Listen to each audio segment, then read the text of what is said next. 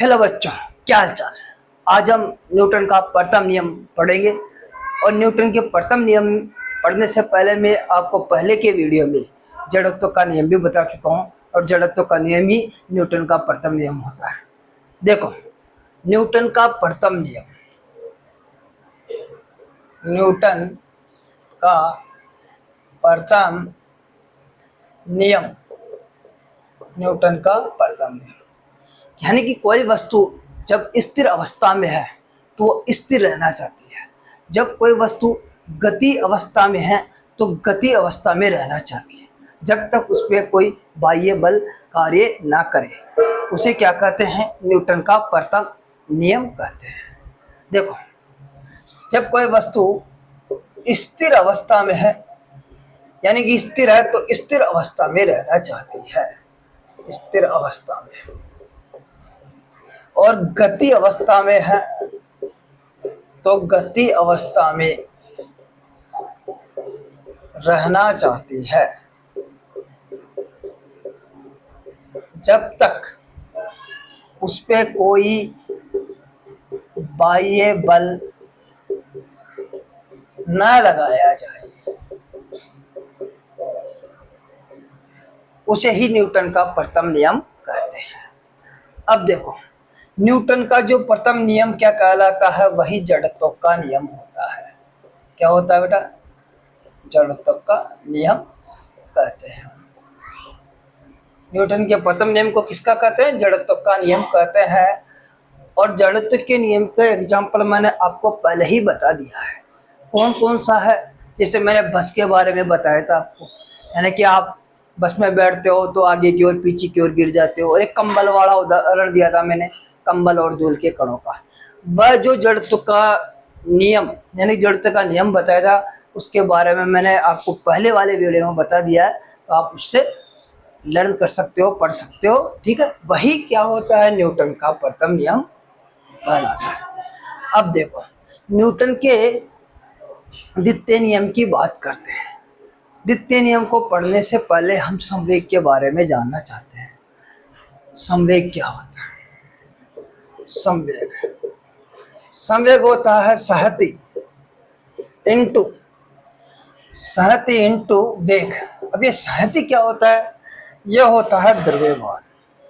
क्या होता है बेटा? द्रव्यमान इंटू वेग। कहने का मतलब P बराबर m इंटू वी।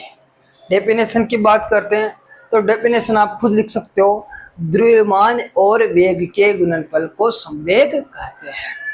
द्रव्यमान और वेग के गुणनफल को क्या कहते हैं? संवेग कहते हैं। आ गया समझ में? अब इसके बारे में फिर चलता हूँ। यानी कि जो इसके स्पेशल केस होते हैं, इनमें अलग अलग, जैसे द्रव्यमान समान हो गया तो वेग अलग अलग होना चाहिए, वेग समान हो गया तो द्रव्यमान अलग होना चाहिए। इसके बारे में चर्चा कर लेते हैं।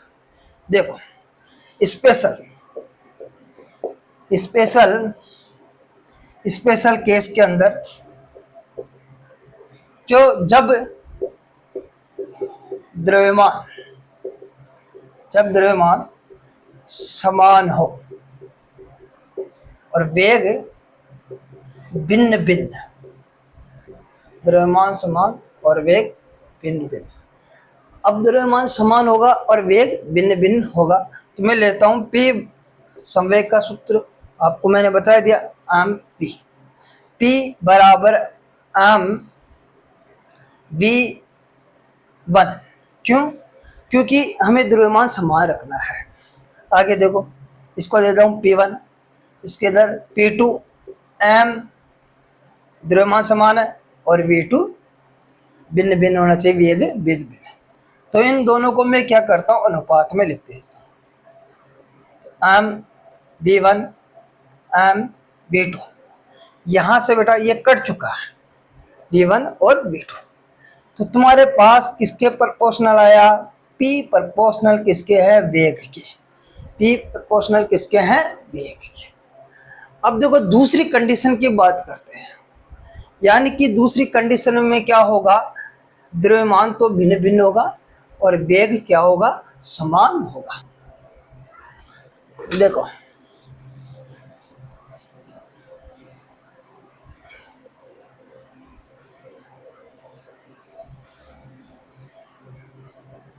अब चर्चा करते हैं।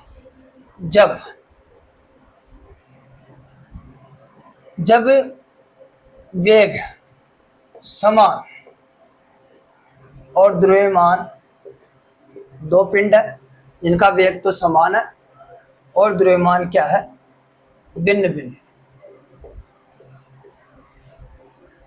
तो मैंने लिखा P1। अब देखो द्रव्यमान क्या होना चाहिए, भिन्न भिन्न, तो m1 और v, इधर से P2 m2 और v, यानी कि जो द्रव्यमान है भिन्न भिन्न है, वेग समान है। P1 upon P2 m1 v m2 v। देखो यहां से ये कट गया, यहां से कट चुका है, तो किसके समानुपाती, P समानुपाती हुई किसके, द्रव्यमान के, किसके, द्रव्यमान के समानुपाती होती। देखो जब आप कहीं रेलगाड़ी में जा रहे हो, रेलगाड़ी भी 200 किलोमीटर की स्पीड से चल रही होती है, ठीक है, और इधर से बस भी 200 किलोमीटर की स्पीड से चल रही है। जब रेलगाड़ी का जो वेग होगा वो 200 किलोमीटर, दोनों का वेग समान है, लेकिन रेलगाड़ी को रोकना आसान नहीं है क्योंकि उसका द्रव्यमान ज़्यादा है, जबकि बस का जो द्रव्यमान है वो क्या है, कम है, तो उसको रोकना बहुत आसान होता है। क्यों? क्योंकि जिसका द्रव्यमान, जिसका द्रव्यमान ज़्यादा होगा तो संवेग भी क्या होगा, ज़्यादा होगा। संवेग भी क्या होगा बेटा, ज़्यादा होगा। यहाँ से अब हम बात कर लेते हैं तीसरे केस के बारे में।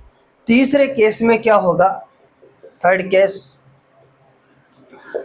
कहता है कि अगर इनका ही संवेग समान कर लिया जाए और द्रव्यमान और वेग भिन्न भिन्न कर लिया जाए तो क्या होगा। देखो जब संवेग समान और द्रव्यमान और वेग भिन्न भिन्न होगा तो क्या कंडीशन रहेगी। देखो अब ये जो P है MB होता है, सब आपको पता है, पहले बताया, यानी कि ये P दोनों कंडीशनों में क्या रहेगा, समान रहेगा। देखो मैंने लिखा है अब V है तो m1 v1, इधर से m2 v2, यानी कि P दोनों कंडीशनों में कर चुका है। अब यहां से अलग अलग आ गया। अब देखो सबसे पहले बात करते हैं कि ये किसके अनुक्रमानुपाती होगा। देखो m1 दिख रहा है, m1 और m2 दिख रहा है, इसके नीचे आ चुका है, यानी कि m1 v1 के साथ गुणा में है तो m2 कहाँ जाएगा, भाग में आ गया। इसके बाद v2 यही का यही है और v1 नीचे आ चुका है, यानी कि कहने का मतलब है कि m किसके व्युत्क्रमानुपाती है या अनुक्रमानुपाती है, क्या है, अनुक्रमानुपाती। किसके अनुक्रमानुपाती बेटा, यानी कि m अनुक्रमानुपाती किसके है, वेग के, किसके हैं, वेग के। यानी कि कहने का मतलब थर्ड केस के अंदर जितना ज्यादा मास होगा उतना ही कम वेग होगा। जितना ज्यादा द्रव्यमान है वेग भी उतना ही कम होगा। अब कैसे, देखो एग्जाम्पल बताता हूं। जब आप भारी लोहे को ऊपर फेंकते हो तो वो ज़्यादा दूर नहीं जा पाता क्योंकि उसका द्रव्यमान ज़्यादा है और वेग क्या हो गया, कम रह गया। जब किसी बॉल को, यानी कि हल्की बॉल को, रबर की बॉल को आप फेंकते हो तो ऊपर जाएगी, और ऊपर जाएगी तो क्योंकि उसका वेग भी क्या है, जब उसका द्रव्यमान कम है तो वेग भी उतना ही ज्यादा है। तो समझ में आ गया होगा थर्ड केस क्या होता है, जब सवेग समान हो, द्रव्यमान और वेग भिन्न भिन्न हो, तब ये कंडीशन फॉलो होती है। ठीक है बेटा।